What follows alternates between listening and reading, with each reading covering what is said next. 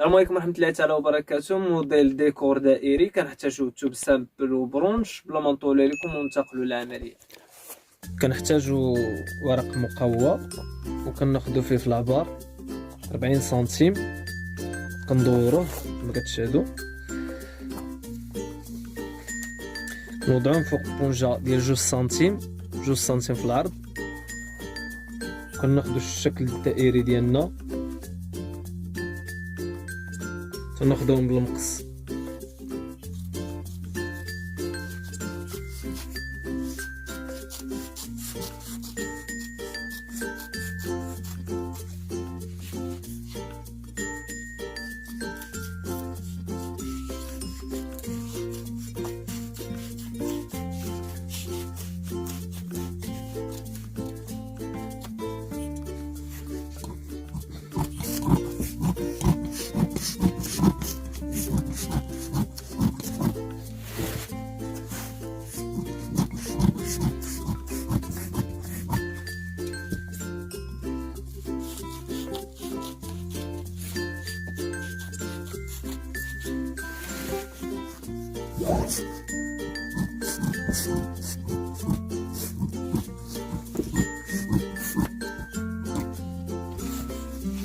بعد ما فصلناهم كما كتشاهدوا كنوضعوا لهم الكولا. كنحتاجوا كولا ديال البونج،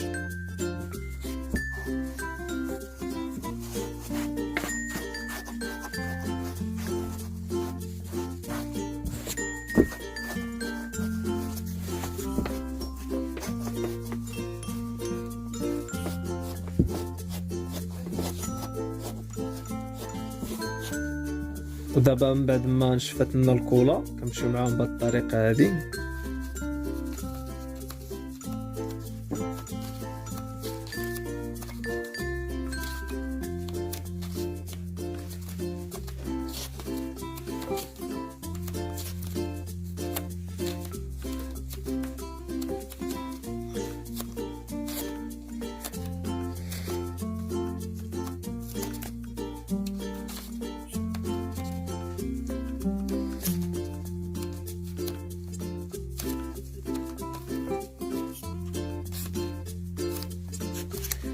كنخليو ولا ملي غادي نعمروها واحد 25 سنتيم او 20 سنتيم.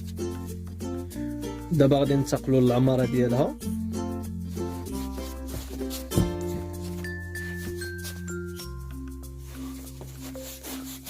كنبقاو ندفعوا القنات، هما المهمين اساسيين.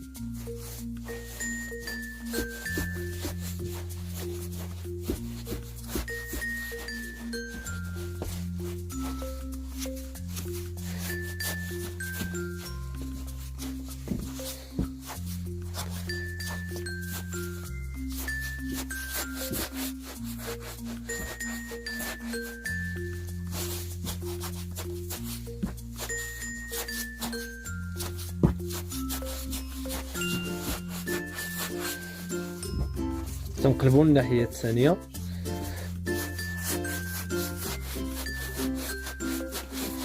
نفس الشيء حتى هي كنفعوا لها القنات.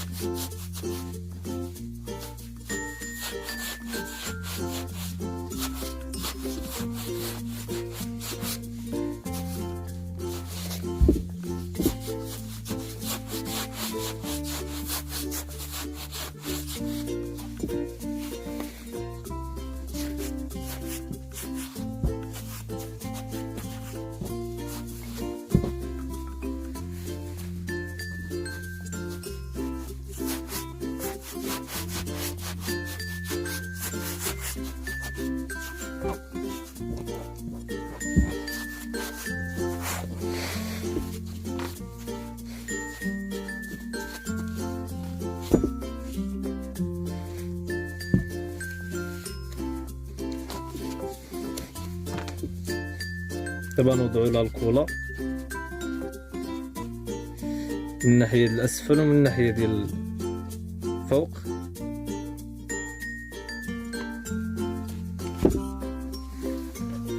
دابا من بعد ما درنا لها القولة ونشفات غادي نجمعوها.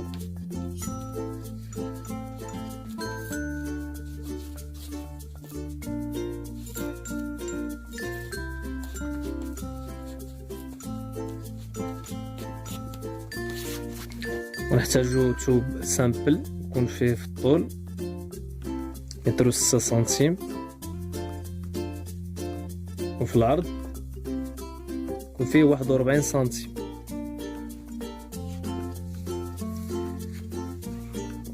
دابا غادي ننتقلوا للماكينه باش غادي نديروا له واحد الخياطه. غنوضعوا عند الماكينه تناخذوا 2 سنتيم خياطه،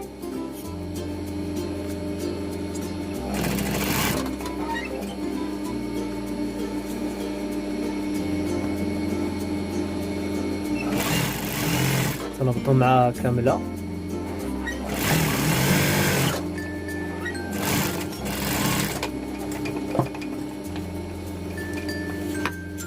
دابا من بعد ما خيطناها كما كتشاهدوا غادي نوضعوا فيها البونجه.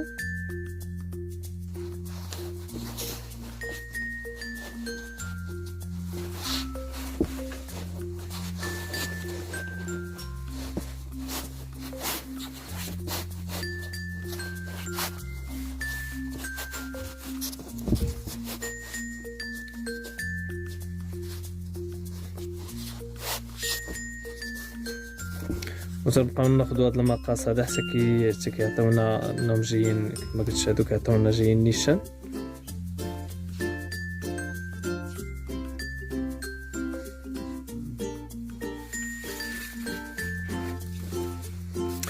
تنخرجوا على بلاصه ديال الخياطه، نخرجوا عليه بواحد 10 سنتيم، نوضعوا الابره ديالنا ندخلوها في الخيط، نخرجوها عكس. من بعد كنبقى غادي في هاد العبار هذا، هاد العبار هذا كنبقى غادي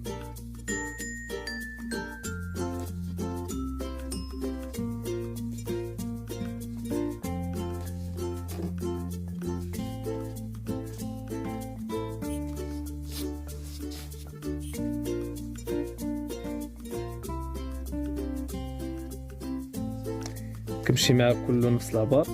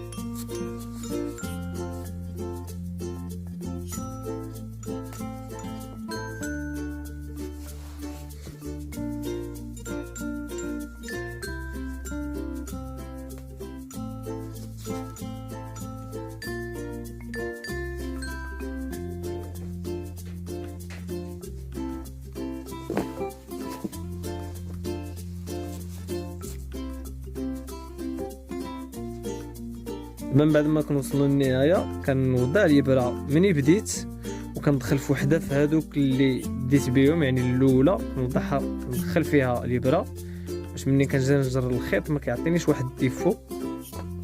كما كتشاهدوا ملي كنجر الخيط كتبان لي مفينيه ما كاينش الديفو فيها.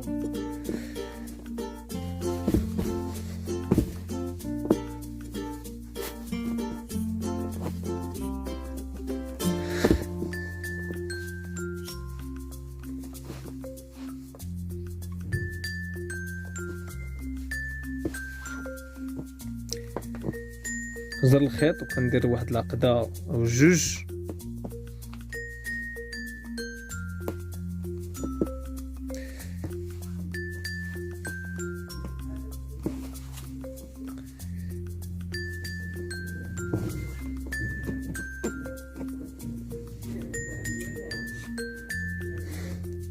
بعد كنقطع الخيط وكننتقل للمرحله الثانيه.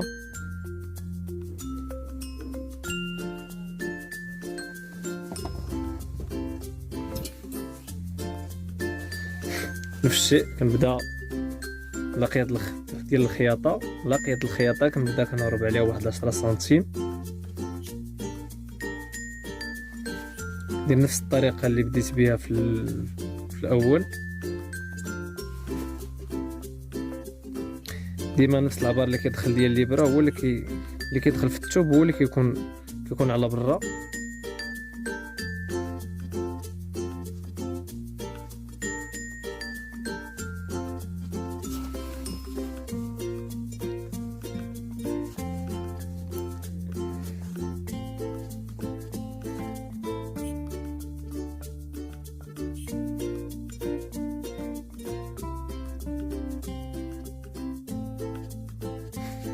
دابا غادي نوضعو على البرونش. كنحتاجو برونش، كنحتاجو خيط يكون قوي، وكنحتاجو برونش صغير، وكنحتاجو ابره طويله او مخيط.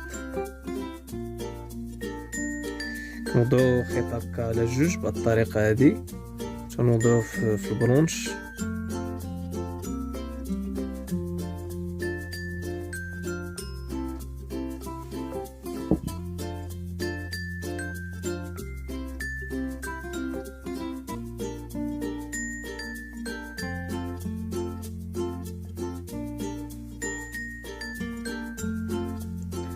نوضعها في الوسط.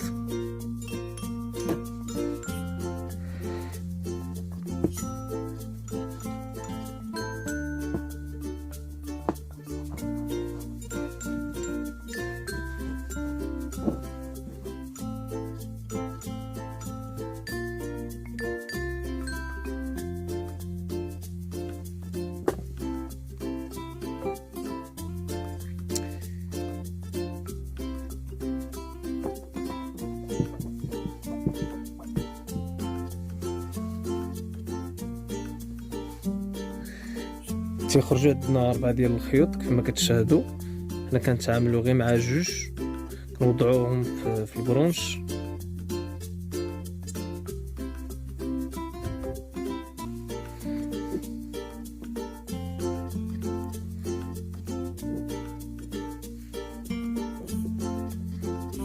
كنتقلوا عند الجوج خيوط الثانيين وكنديروا دائره، الاصبع ديالنا دائره كيف ما كتشاهدوا، دائره. وكنمروا الخيط اللي جاي منه البرونش تنمروه لهاد الناحيه هادي، وكندوزو الخيط اللي درنا منه الدائره وكندخلوه في الدائره ديالو وتنجروه.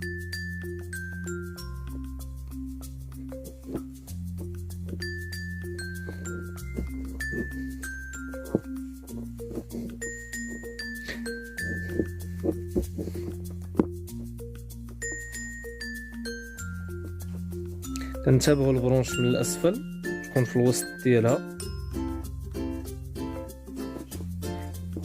من بعد كنجرو غير الخيط اللي دخلنا في البرونش، كنجرو غير هو وهي كتيري الراسه.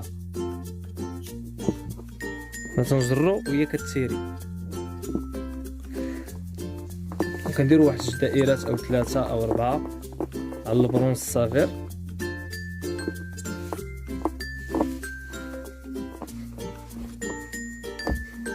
من بعد كنقوموا بواحد الحزمه هكذا، كنمروا الخيط نفس الشيء، نديروا واحد العقده ثانيه وتنقطعوا الخيط.